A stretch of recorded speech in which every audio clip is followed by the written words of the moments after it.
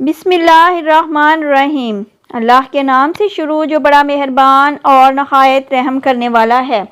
ناظرین محترم، آج ہم اس ویڈیو میں حجر اسود کے مسئلے کے بارے میں بات کریں گے کہ کعبہ کی تعمیر کے وقت مسئلہ پیدا ہو گیا کہ حجر اسود کون اٹھا کر اس کی جگہ پر رکھے گا، اور پھر یہ فیصلہ کس طرح نبی پاک صلی اللہ علیہ وآلہ وسلم نے کیا اور سب نے آپ صلی اللہ علیہ وآلہ وسلم کے فیصلے کو مان لیا۔ ناظرین محترم، آج ہم اس ویڈیو میں نبی پاک صلی اللہ علیہ وآلہ وسلم سے حضرت جبرائیل علیہ السلام کی ملاقات کا واقعہ بھی بیان کریں گے، لہٰذا آپ سے گزارش ہے کہ ویڈیو کو محبت کے ساتھ اینڈ تک ضرور دیکھیں۔ جب خانہ کعبہ کی تعمیر کا کام حجر اسود تک پہنچ گیا تو یہاں ایک نیا مسئلہ پیدا ہو گیا۔ سوال یہ پیدا ہوا کہ حجر اسود کون اٹھا کر اس کی جگہ پر رکھے گا۔ ہر قبیلہ یہ فضیلت خود حاصل کرنا چاہتا تھا۔ یہ جھگڑا اس حد تک بڑھ گیا کہ مرنے مرانے تک نوبت آ گئی۔ لوگ ایک دوسرے کو قتل کرنے پر تل گئے۔ قبیلہ عبدالدار نے تو قبیلہ عدی کے ساتھ مل کر ایک برتن میں خون بھرا اور اس میں اپنے ہاتھ ڈبو کر کہا، حجر اسود ہم رکھیں گے۔ اس طرح دوسرے قبیلے بھی اڑ گئے، تلواریں نیاموں سے نکل آئیں۔ آخر وہ سب بیت اللہ میں جمع ہو گئے۔ ان لوگوں میں بنو امیہ بن مغیرہ تھا، ان کا نام حذیفہ تھا۔ قریش کے پورے قبیلے میں یہ سب سے زیادہ عمر والا تھا۔ یہ ام المومنین سیدہ ام سلمہ رضی اللہ تعالیٰ عنہا کا باپ تھا۔ قریش کے انتہائی شریف لوگوں میں سے تھا۔ مسافروں کو سفر سامان اور کھانا وغیرہ دینے کے سلسلے میں بہت مشہور تھا۔ جب کبھی سفر کرتا تو اپنے ساتھیوں کے کھانے پینے کا سامان خود کرتا تھا۔ اس وقت اس شدید جھگڑے کو ختم کرنے کے لیے اس نے ایک حل پیش کیا۔ اس نے سب سے کہا، اے قریش کے لوگوں، اپنا جھگڑا ختم کرنے کے لیے تم یوں کرو کہ حرم کے صفا نامی دروازے سے جو شخص سب سے پہلے داخل ہو اس سے فیصلہ کروا لو۔ وہ تمہارے درمیان جو فیصلہ کرے وہ سب اس کو مان لیں۔ یہ تجویز سب نے مان لی۔ آج اس دروازے کو باب الاسلام کہا جاتا ہے۔ یہ دروازہ رکن یمانی اور رکن اسود کے درمیانی حصے کے سامنے ہے۔ ناظرین محترم، اللہ کی قدرت کے اس دروازے سے سب سے پہلے حضور نبی کریم صلی اللہ علیہ وآلہ وسلم تشریف لائے۔ قریش نے جیسے ہی آپ کو دیکھا تو پکار اٹھے، یہ تو امین ہیں، یہ تو محمد ہیں، ہم ان پر راضی ہیں۔ اور ان کے ایسا کہنے کی وجہ یہ تھی کہ قریش اپنے آپس کے جھگڑوں کے فیصلے آپ سے ہی کروایا کرتے تھے۔ آپ کسی کی بیجا حمایت نہیں کرتے تھے، نہ بلا وجہ کسی کی مخالفت کرتے تھے۔ پھر ان لوگوں نے اپنے جھگڑے کی تفصیل آپ صلی اللہ علیہ وآلہ وسلم کو سنائی۔ ساری تفصیل سن کر آپ صلی اللہ علیہ وآلہ وسلم نے فرمایا، ایک چادر لے آؤ۔ چادر لے آئے۔ آپ نے اس چادر کو بچھایا اور اپنے دست مبارک سے حجر اسود کو اٹھا کر اس چادر پر رکھ دیا۔ اس کے بعد آپ صلی اللہ علیہ وآلہ وسلم نے ارشاد فرمایا، ہر قبیلے کے لوگ اس چادر کا ایک ایک کنارہ پکڑ لیں، پھر سب مل کر اس کو اٹھائیں۔ ناظرین محترم، انہوں نے ایسا ہی کیا۔ چادر کو اٹھائے ہوئے وہ اس مقام تک آ گئے جہاں حجر اسود کو رکھنا تھا۔ اس کے بعد نبی اکرم صلی اللہ علیہ وآلہ وسلم نے حجر اسود کو اٹھا کر اس کی جگہ پر رکھنا چاہا، لیکن عین اسی وقت ایک نجدی شخص آگے بڑھا اور تیز آواز میں بولا، بڑے تعجب کی بات ہے کہ آپ لوگوں نے ایک کم عمر نوجوان کو اپنا رہنما بنا لیا ہے، اس کی عزت افزائی میں لگ گئے ہو۔ یاد رکھو، یہ شخص سب کو گروہوں میں تقسیم کر دے گا، تم لوگوں کو پارا پارا کر دے گا۔ قریب تھا کہ لوگوں میں اس کی باتوں سے ایک بار پھر جھگڑا ہو جائے، لیکن پھر خود ہی انہوں نے محسوس کر لیا کہ حضور صلی اللہ علیہ وآلہ وسلم نے جو فیصلہ کیا ہے وہ لڑانے والا نہیں، لڑائی ختم کرنے والا ہے۔ چنانچہ حجر اسود کو نبی کریم صلی اللہ علیہ وآلہ وسلم نے اپنے مبارک ہاتھوں سے اس کی جگہ پر رکھ دیا۔ ناظرین محترم، مورخوں نے لکھا ہے یہ نجدی شخص دراصل ابلیس تھا۔ یہ اس موقع پر انسانی شکل میں آیا تھا۔ جب کعبہ کی تعمیر مکمل ہو گئی تو قریش نے اپنے بتوں کو پھر سے اس میں سجا دیا۔ کعبے کی یہ تعمیر جو قریش نے کی چوتھی تعمیر تھی۔ سب سے پہلے کعبہ کو فرشتوں نے بنایا تھا۔ بعض صحابہ نے فرمایا ہے کہ زمین و آسمان کو پیدا کرنے سے پہلے اللہ تعالیٰ کا عرش پانی کے اوپر تھا۔ جب عرش کو پانی پر ہونے کی وجہ سے حرکت ہوئی تو اس پر یہ کلمہ لکھا گیا، لا الہ الا اللہ محمد رسول اللہ۔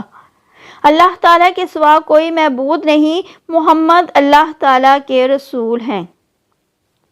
اس کلمے کے لکھے جانے کے بعد عرش ساکن ہو گیا۔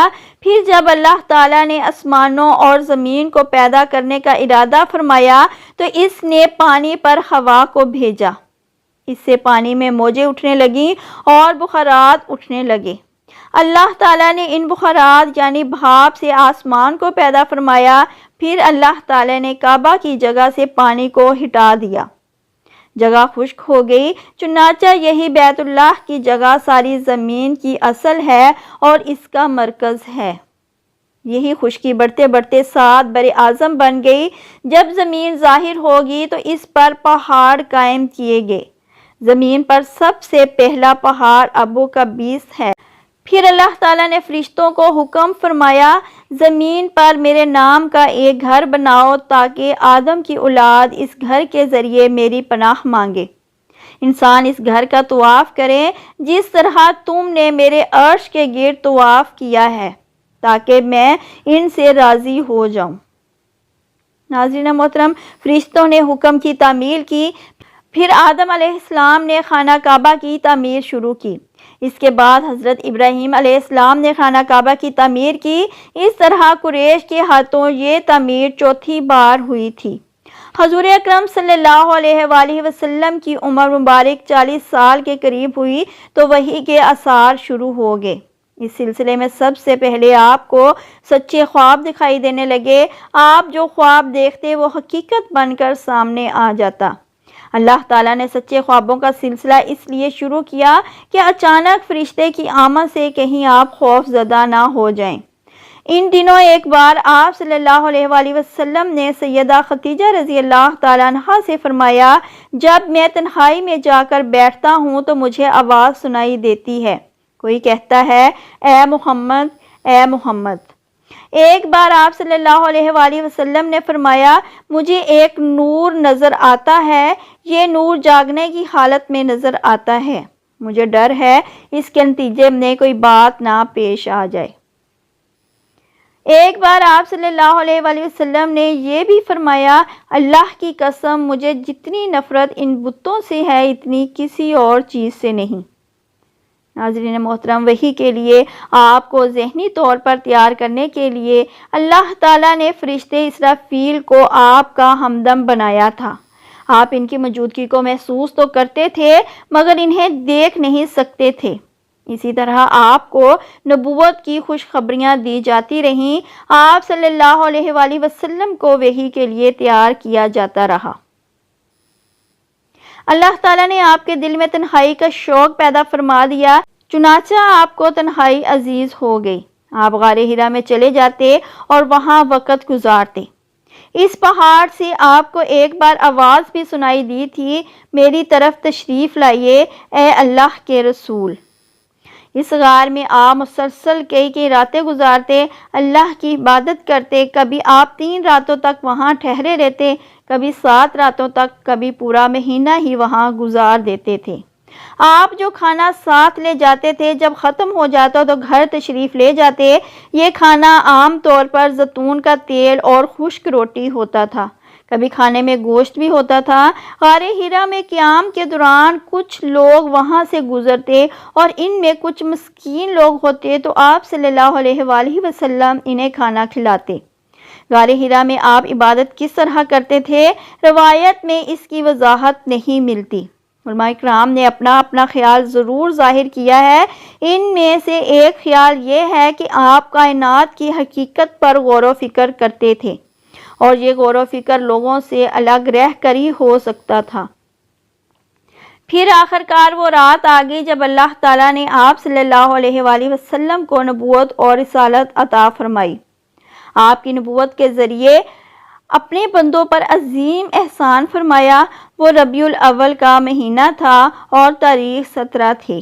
بعض علماء نے یہ لکھا ہے کہ وہ رمضان کا مہینہ تھا کیونکہ قرآن پاک رمضان میں نازل ہونا شروع ہوا تھا۔ 8ویں اور تیسری تاریخ بھی روایت میں آئی ہے اور یہ پہلا موقع تھا جب جبرائیل علیہ السلام وحی لے کر آپ کی خدمت میں حاضر ہوئے۔ اس سے پہلے وہ آپ کے پاس نہیں آئے تھے۔ جس صبح جبرائیل علیہ السلام وحی لے کر آئے وہ پیر کی صبح تھی اور پیر کی صبح ہی آپ صلی اللہ علیہ وآلہ وسلم اس دنیا میں تشریف لائے تھے۔ آپ صلی اللہ علیہ وآلہ وسلم فرمایا کرتے تھے، پیر کے دن کا روزہ رکھو، کیونکہ میں پیر کے دن پیدا ہوا، پیر کے دن ہی مجھے نبوت ملی۔ بہرحال اس بارے میں روایات مختلف ہیں۔ یہ بات طے ہے کہ اس وقت آپ کی عمر مبارک کا 40واں سال تھا۔ آپ اس وقت نیند میں تھے کہ جبرائیل علیہ السلام تشریف لے آئے۔ ان کے ہاتھ میں ایک ریشمی کپڑا تھا اور اس کپڑے میں ایک کتاب تھی۔ ناظرین محترم، وحی کے نزول کے بارے میں نیکسٹ ویڈیو میں بات کریں گے، لہٰذا آپ سے گزارش ہے کہ میرے چینل کو سبسکرائب کر لیں تاکہ نبی پاک صلی اللہ علیہ وآلہ وسلم کی سیرت مبارک کے متعلق مکمل اور مفید معلومات آپ تک پہنچ سکیں۔ اللہ پاک سے دعا ہے کہ اللہ پاک ہم سب کی مشکلیں آسان فرمائے، آمین یا رب العالمین۔